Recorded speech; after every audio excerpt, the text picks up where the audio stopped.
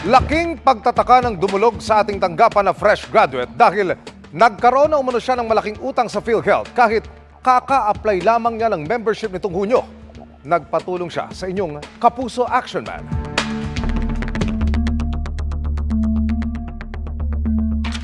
Hulyo ngayong taon nagtapos sa kolehiyo si Andrea. Bilang paghahanda sa kanyang job hunting, kumuha siya ng PhilHealth membership nitong Hunyo.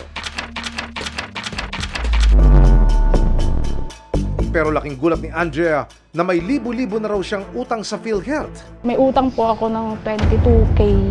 Since 2019 up to now po, hindi daw po naghuhulog.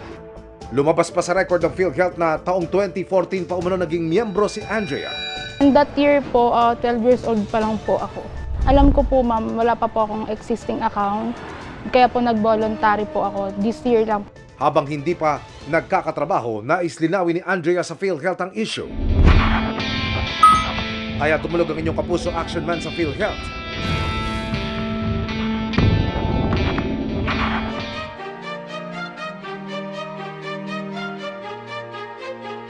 Base po sa aming audit trail, sa aming database, naging member po siya noong 2014 at ito po ay sa pamamagitan ng enrollment niya as indigent.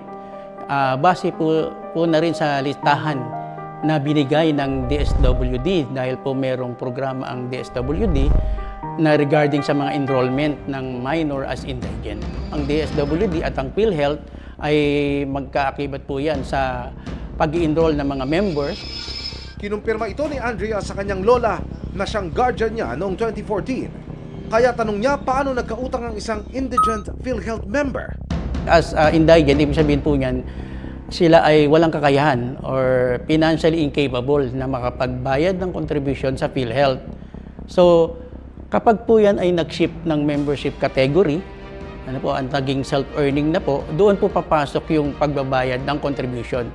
Ayon sa PhilHealth, na-update nitong Hunyo ang membership category ni Andrea nang ngayon voluntary member na mula sa pagiging indigent. At base sa kanilang reassessment, mula 22,000 piso'y bumaba sa 2,000 piso ang kailangang bayaran ni Andrea kung pagbabasihan ng pagbabago sa kanyang membership category mula Hunyo ngayong taon.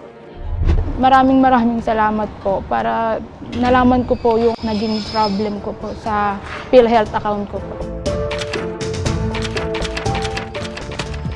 Mission accomplished tayo mga kapuso. Para sa inyong mga sumbong, ipadala nyo lamang sa Kapuso Action Man Facebook page dahil sa anumang reklamo, pang-aabuso o katiwalian, tiyak may katapat na aksyon sa inyong Kapuso Action Man.